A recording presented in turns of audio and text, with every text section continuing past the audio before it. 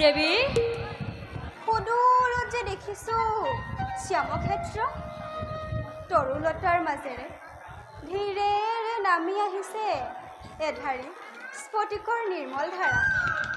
সেয়ে নেকি তমুখাততিনী আৰু তাৰেই তীৰত সেয়ে নেকি বাল্মীকিৰ পুণ্য তপোবন। হয় দেৱী, সেয়াই মহৰ্ষি বাল্মীকি পুণ্য তপোবন। বিৰাজ কৰিছে য'ত চিৰসুখ চিৰশান্তি স্বৰ্গতকৈ অধিক। লক্ষ্মণ, কি হৈছে তোমাৰ? পূৰ্ণিমাৰ চন্দ্ৰহেন মুখনি কিয় দেখোঁ আউসীৰ দৰে? কিয় দেখোঁ তোমাৰ চকুত লোটকৰ ক্ষুদ্ৰকণা? নাই দেৱী, মোৰতো একো হোৱা নাই, মোৰ একো হোৱা নাই দেৱী। নহয় লক্ষ্মণ, মিছা নামাতিবা মোক। কিয় তোমাৰ আজি এনে অৱস্থা? কোৱা স্নেহ লক্ষ্মণ, তোমাৰ মাতৃক আৰু নিদিবা কষ্ট। কোৱা, কি হৈছে তোমাৰ? মোৰ একো হোৱা নাই দেৱী, মোৰ একো হোৱা নাই। লক্ষ্মণ, তুমি মৌন হৈ আছা কিয়? তুমি আঁতৰি গৈছা কিয় লক্ষ্মণ? কোৱা, কি হৈছে তোমাৰ? মোৰ একো হোৱা নাই দেৱী, লক্ষ্মণ, মোৰ একো হোৱা নাই দেৱী, তেনেহ'লে তুমি কান্দিছা কিয়? মোৰ একো হোৱা নাই দেৱী। লক্ষ্মণ, কোৱা স্নেহ লক্ষ্মণ, জগতী মিছা নামাতিবা মোক। নিদিবা কষ্ট আৰু জানকী মাতৃ মোৰ হ'ব। হে চন্দ্ৰ সূৰ্য দি কৰি নক্ষত্ৰ মণ্ডলী, তোমালোকে কিদৰে চাই আছা এনে নিদাৰুণ দৃশ্য? হে ব্ৰজপাণি, ব্ৰজৰ আঘাতে লক্ষ্মণক শেষ কৰি দিয়া নাই কিয়?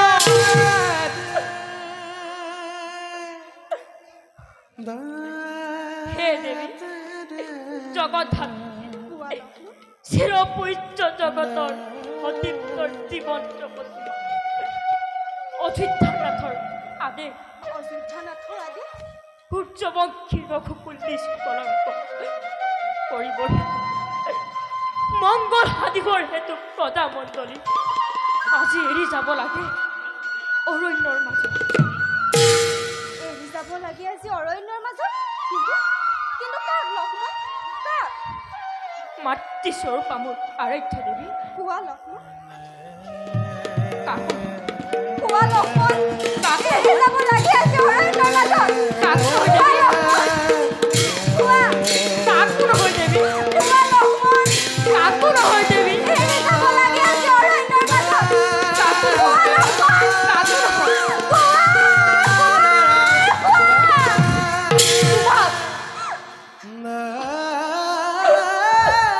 দেৱী তোমাক মাতৃস্বৰূপা মোৰ আৰাধ্য দেৱী, কোৱা লক্ষ্মণ, তোমাক দেৱী, তোমাক দেৱী, তোমাক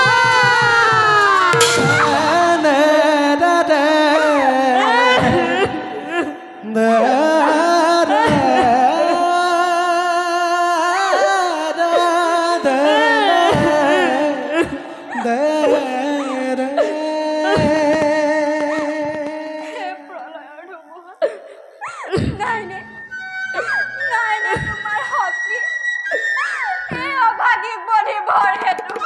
দেৱী আৰু ৰঘুমতী, তুমি এতিয়াও স্থিৰ হৈ আছা? হে জননী, এই আছিল তোমাৰ মনৰ ইচ্ছা। লক্ষ্মণ দেৱী আজি শূন্য মই দেখিছো সকলো। শ্ৰীৰামচন্দ্ৰৰ তেজ মই গৰ্ভত কৰিলো ধাৰণ।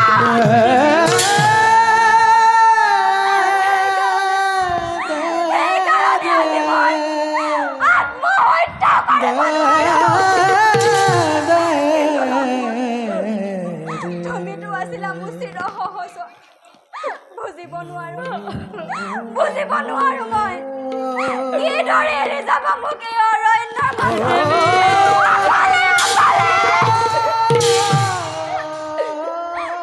হে দেবী যত মান আছে দিয়া মোক অভিশাপ সন্তাপে মূৰ্ত হৈছে দাদা শ্ৰী ৰামচন্দ্ৰৰ আদেশে মাত্ৰ মই কৰিছো পালন যোৱা লক্ষ্মণ মনোবেথা বুজিছো তোমাৰ যোৱা লক্ষ্মণ জনাইছো প্ৰণাম যাহিয়ে তেওঁ চৰণত জনমে জনমে যেন মই ৰামহেন স্বামী পাওঁ কিন্তু লক্ষ্মণ সীতাহেন জনম মই কদাপিও নাপাওঁ এই অৰণ্যৰ মাজত বনৰীয়া জীৱ জন্তুৰে পৰিপূৰ্ণ মই কলৈ যাম লক্ষ্মণ মই ক'ত থাকিম মই কলৈ যাম মই ক'ত থাকিম লক্ষ্মণ মই কলৈ যাম স্থিৰ হোৱা দেৱী ভাগ্যৰ লিখন বুলি অসীম ধৈৰ্যৰে কৰা ভগৱানে তোমাক কৰিব সহায় ভগৱান ভগৱান ভগৱান যোৱা লক্ষ্মণ যোৱা তোমাৰ দৰে দেৱৰ যেন মই জন্মে জন্মান্তৰে পাওঁ যদি সেই অভাগীৰ আশীৰ্বাদ ফলিয়াই তেন্তে প্ৰাণ ভৰি কৰোঁ আশীৰ্বাদ দেৱী ধৰ্ম জয় হোৱা চিৰকাল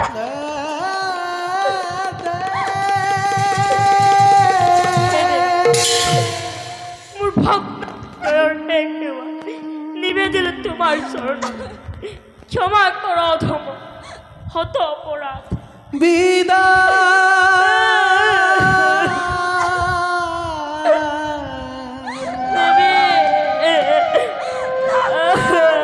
বিদায় দেবী বিদায়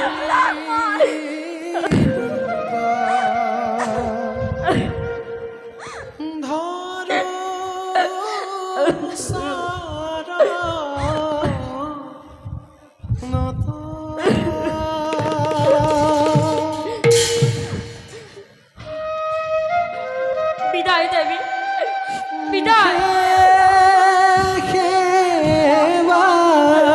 বিদায় দেবী নিবেদিলো ক্ষমা কৰা মোক বিদায় দেবী হে হৰি বিদায় দেবী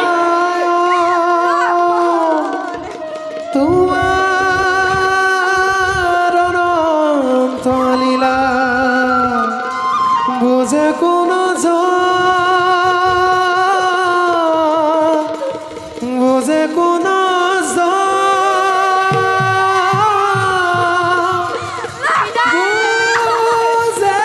বিদায় দেবী বিদায়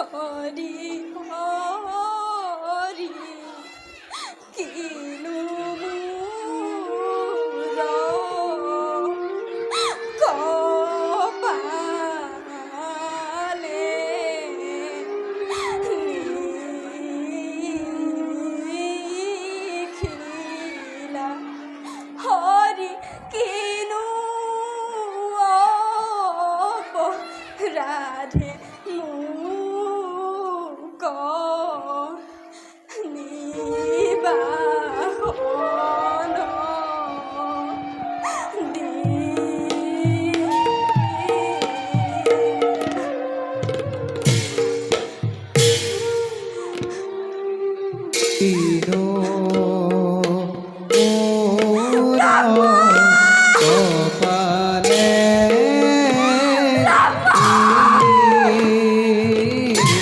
কলৈ যাম?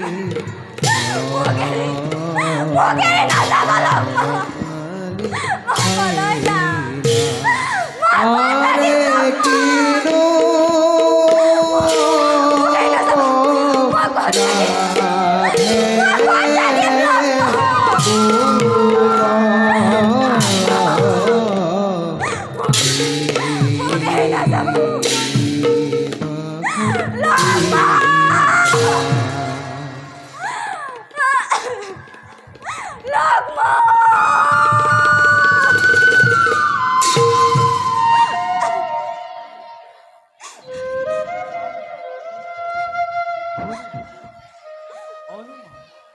অনুমান হয়েছেন কোনোবা অবলম্বন পরিস্থিতি বাজো আট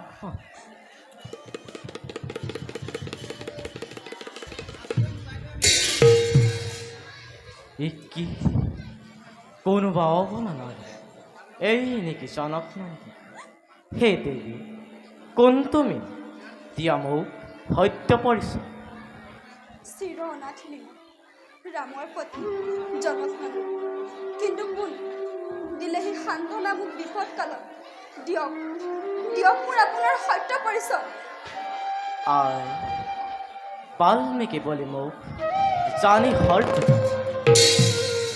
জ্ঞান জ্ঞানন্বিক্ষণে হৈছে আমার জীবন সাধন করু আমি বা এই অরণ্যর মাঝে হে ঋষি শ্ৰেষ্ঠ সীতা মই জনম দেখোঁ নেদেখিলো মাতৃ মোৰ কেনেকুৱা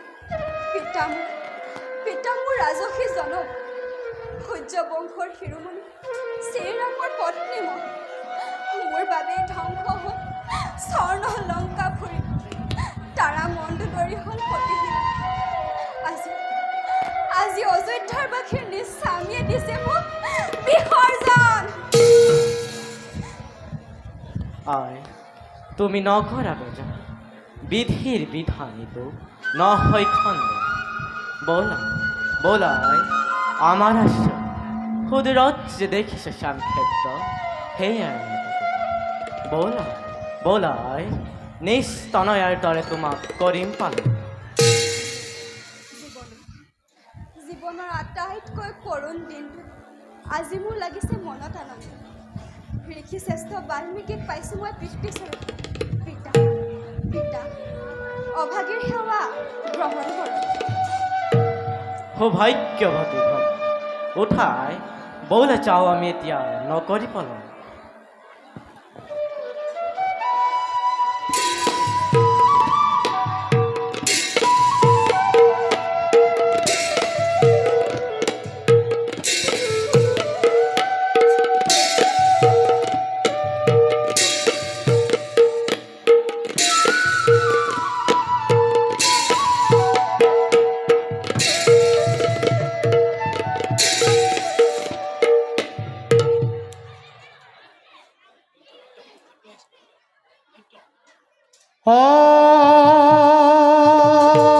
হরি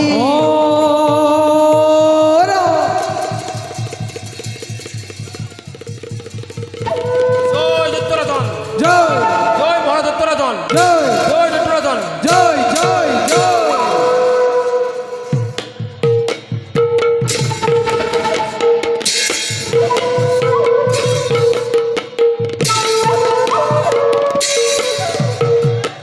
ও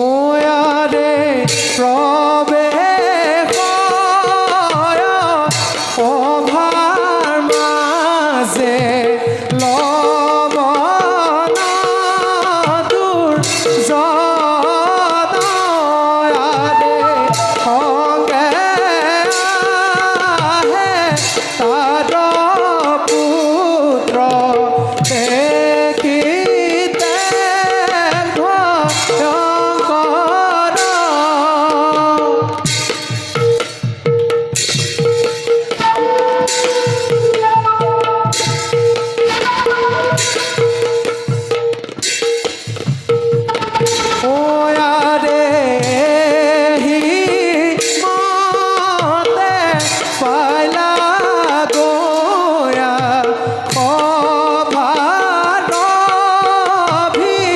তরয়ারে রাম হরি রাম হরি বুলানি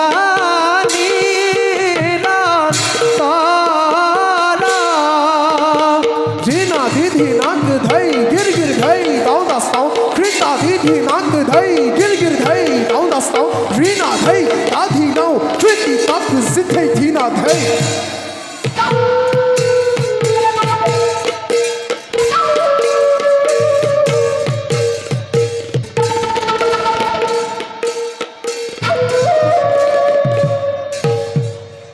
যোৱা সৈন্যগণ তোমালোকে নিজ নিজ কৰ্তব্যত হোৱা অগ্ৰসৰ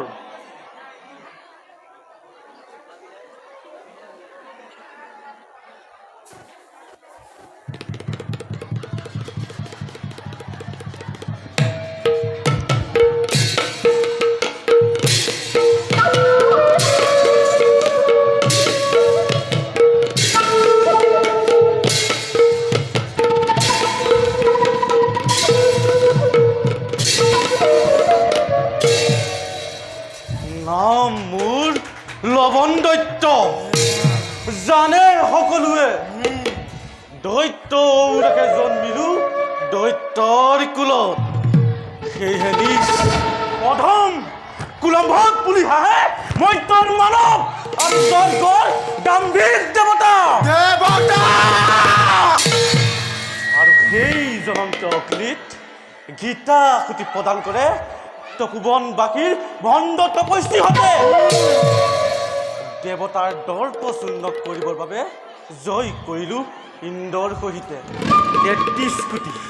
33 কোটি দেৱতাক কা পুৰুষ ইন্দ্ৰই এই লৱণৰ ভয়তে বনে বনে কৰে পলায়ন প্ৰতিশোধৰ জ্বালা মোৰ এতিয়াও হোৱা নাই উপশম সঁচা কথা পিতা কিমান সহিম আৰু বেগটো হৰ পাৰে যাৰ ভয়ত জগত হৈ কম্পমান ই বাৰু হয় কেনেদৰে এনে তীব্ৰ অপমান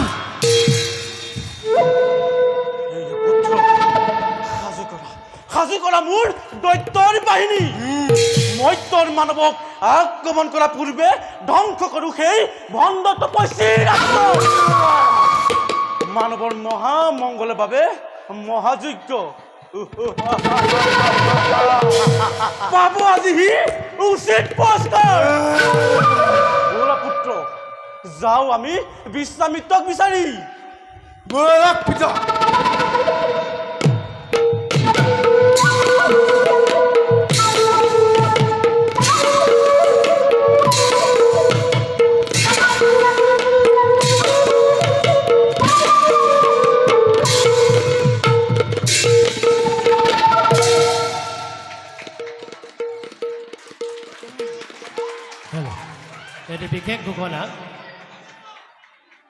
এটি বিশেষ ঘোষণা সমূহ ভাওনা দলটি সন্তুষ্ট হৈ গোগামুখ চাৰিআলিৰ নিতুল ষ্ট'ৰৰ স্বত্বাধিকাৰী নিতুল দত্ত ডাঙৰীয়াই সমূহ ভাৱৰীয়ালৈ 300 টকা আগবঢ়াইছে আমি দাতাগৰাকীৰ এই মাননীয় আশীৰ্বাদ হিচাপে গ্ৰহণ কৰিলোঁ আৰু তাৰ সমস্ত ভগৱন্তৰ চৰণলৈ আমি সেৱা নিবেদন কৰিছোঁ তাৰ সমস্ত ভগৱন্তই কৃপা কৰে তাৰ পাছতে আৰু এটি ঘোষণা আছে নেগাসিং বালিকৰ ভদ্ৰাং শইকীয়া ডাঙৰীয়াই ৰাম লক্ষ্মণ ভৰত শত্ৰুঘ্ন ভাৱত সন্তুষ্ট হৈ তেখেতে 110 টকা আগবঢ়াইছে আমি দাতাগৰাকীলৈ আমি আমাৰ ফালৰ পৰা ধন্যবাদ আৰু কৃতজ্ঞতা জ্ঞাপন কৰিলোঁ কৃষ্ণ ঔ হৰি ঔ ৰাম এয়াই আছিল ঘোষণাটি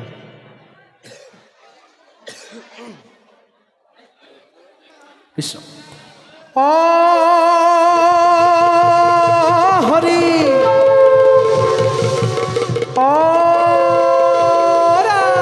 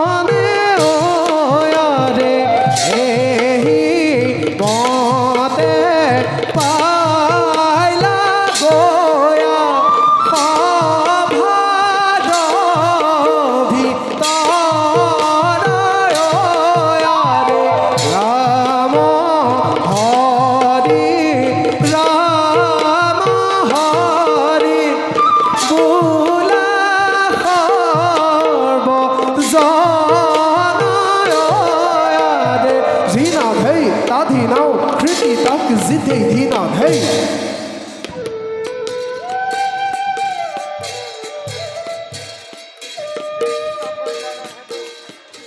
মহাযজ্ঞৰ কৰিছো এইজন কিন্তু যোৱা কেইবাবছৰো নবন দৈত্যৰ অত্যাচাৰত মহাযজ্ঞ সুকলমে কৰিব পৰা সেয়েহে ত্যাগ কৰি বিজুৱনৰ স্থান এই নিৰ্জন স্থানতে মহাযজ্ঞৰ কৰিম এইজন বোধ হয় ইয়াত লবণৰ নঘটিব বাবে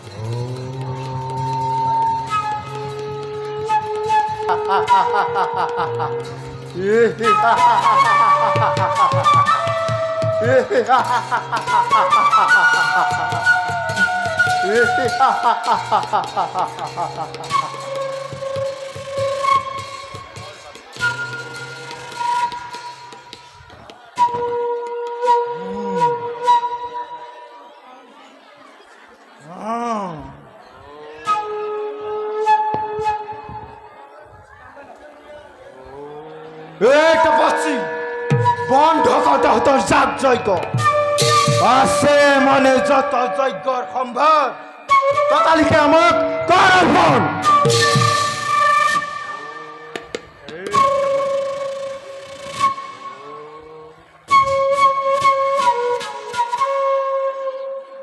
নবন ইয়াতো তই জন্মাইছা ব্যাখ্যা খন্তেক অপেক্ষা কর মহাযজ্ঞ সম্পূৰ্ণ হলে সকলো সম্ভাৰ তোকেই কৰিব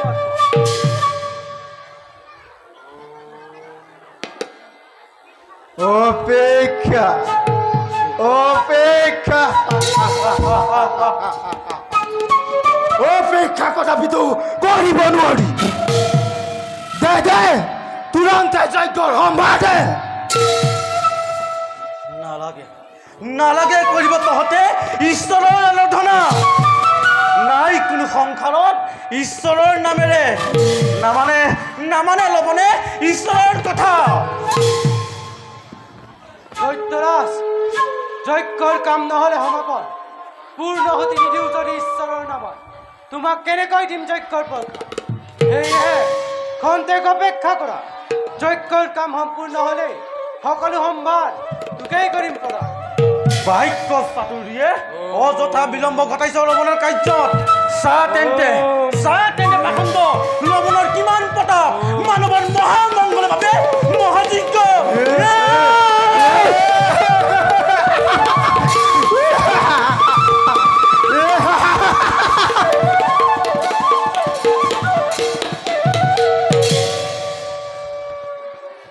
কতো শান্তি নাই এই লবণৰ কিদৰে মহাযজ্ঞৰ কৰো সমাপ্ত বৃদ্ধ ব্ৰাহ্মণ আমি ৰায় ভক্তি হৰিণ যুদ্ধ কৰি বধিবলৈ এই দুৰন্ত দৈত্য নাই বলেৰে নোৱাৰিলেও বুদ্ধিৰে বহিব লাগিব এই দুৰন্ত দৈত্য দশৰথী শ্ৰী ৰামচন্দ্ৰ অযোধ্যাৰ ৰজা দুষ্ট দমন সন্তক পালন এই মহামন্ত্ৰলৈ কৰিছে অযোধ্যাৰ প্ৰজাক পালন গতিকে যাওঁ আমি